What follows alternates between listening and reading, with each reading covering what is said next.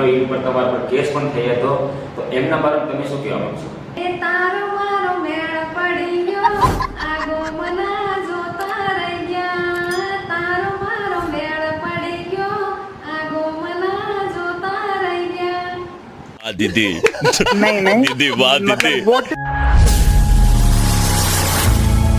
તમામ મારા સાથ મિત્રો જય જવાહર જય આદિવાસી. હું તમારો પ્રિય પ્રકાશ ભૈયા. મારી સાથે છે કુંદાવાળો સોંગ ગાયક આપણે દિવ્યાબેન ડામોર. અને સૌપ્રથમ તો દિવ્યાબેનનો ખૂબ ખૂબ આભાર માનું છું કે ઇન્ટરવ્યુમાં આટલો ટાઈમ કાઢ્યો.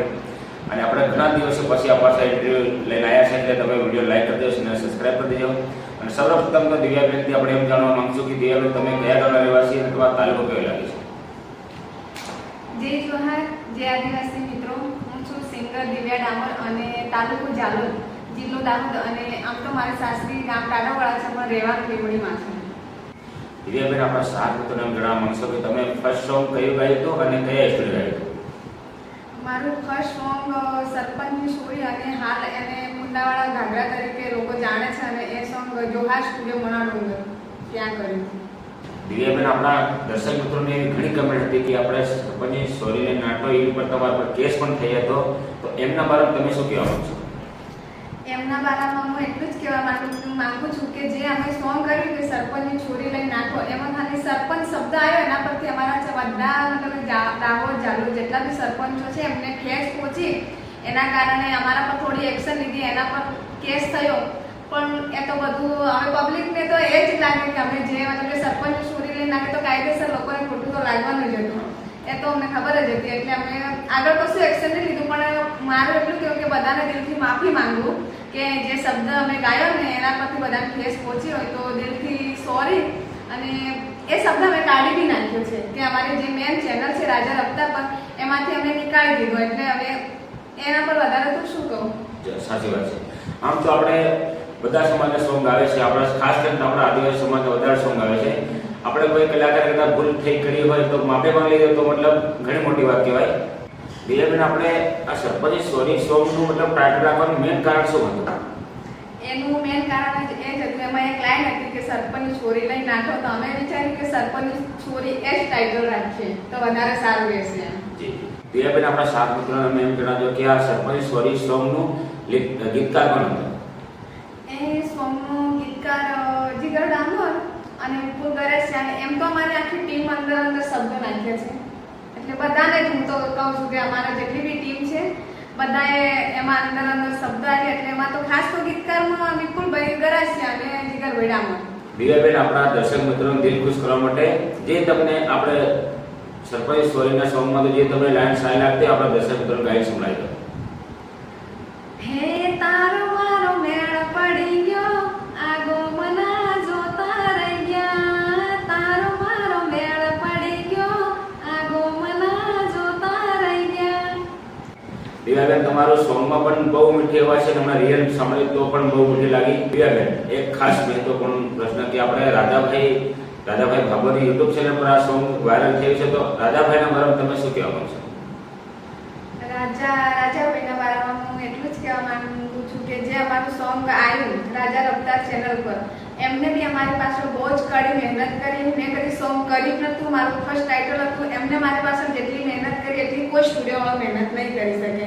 4 દિવસ સુધી રેકોર્ડિંગ કર્યું ત્યારે જ આ સોંગ મેં પૂરું કર્યું. મેં કદી વિચાર્યું બી નહોતું, મારો કોઈ ઈરાદો જ નહોતો કે હું સિંગિંગ લાઈન કરું કે હું આટલું ગાઈ શકીશ કે મારો આટલો વોઇસ છે. હું ખાલી વોઇસ ચેક કરાવવા ગઈ, એમાં એ લોકોને મારો વોઇસ પસંદ આવ્યો તો ડાયરેક્ટ સોંગ જ કર્યું. તો બહુ મોટી વાત કહેવાય. આપણે રાજાભાઈનો દિલથી આભાર. દિવ્યાબેન આપણા સાથ મિત્રોને એમ જણાવજો કે તમે તમારી ફેમિલીમાં તમારા સોંગ ગાવામાં કોણ વધારે સપોર્ટ કરે છે? હું તો કહું ને તો મારે આ સિંગિંગ લાઈનમાં આવવું હતું ને ત્યારે વધારે પડતી મારી ફેમિલી, આઈ થિંક મારા મમ્મી પપ્પા તો દૂર, પણ મારા હસબન્ડનો બહુ સપોર્ટ છે બધા કરતા બી. સાસરીમાંથી બી કોઈ નહીં એટલું અને પિયરમાંથી બી નહીં, પણ મારા હસબન્ડનો ભલે આર્મીમાં નોકરી બી કરે છે ને તો બી એમનો ફૂલ સપોર્ટ છે. એમના સપોર્ટ સિવાય તો હું આગળ નહીં વધી શકતી. એમને કીધું, એમને હા પાડી. તો હવે કોઈ બી હવે મેરેજ પછી તો લેડીઝને ગાવું એટલે મને તો થોડું એ હોય છે, પણ મારા હસબન્ડનો બહુ સપોર્ટ છે. એટલે હું એમનો ખૂબ ખૂબ આભાર માનું કે એમને મારા પર ભરોસો કર્યો, આ લાઈનમાં જવા માટે પૂરો ટ્રસ્ટ કર્યો અને મને આગળ થવા માટે પૂરો સપોર્ટ હાલ બી કરે છે અને આગળ બી સપોર્ટ કરશે જ. દિવ્યાબેન તમને પ્રશ્ન પૂછવા માંગુ છું કે તમારે તો તમારા હસબન્ડ મિલિટરીમાં નોકરી જોબ કરે છે, બરાબર? તમારે પાછું ઘર બાજુ બી બધું કમ્પ્લીટ છે, તો તમારે મતલબ સિંગિંગ લાઈનમાં શું આવવાની કંઈ જરૂરત પડી તમારે? મારા હસબન્ડ તો નોકરી કરે છે, ઘરમાં બી બધું જ છે, પણ મને એક સપનું હતું કે મારે બી મતલબ બધા કલાકારોને જોઈને મને બી એવું થયું કે હું ગઈ શકું કે નહીં ગઈ શકું. મારે બી કલાકાર બનવું છે, મારે બી સિંગિંગ કરવું છે, મારે બી સિંગર બનવું છે. એક મારો એકદમ આત્મવિશ્વાસ હતો કે હું કોઈક ના કોઈક દિવસ તો સિંગર બનીને જ રહીશ એમ. એટલા માટે કરી હું આ લાઈનમાં આવી.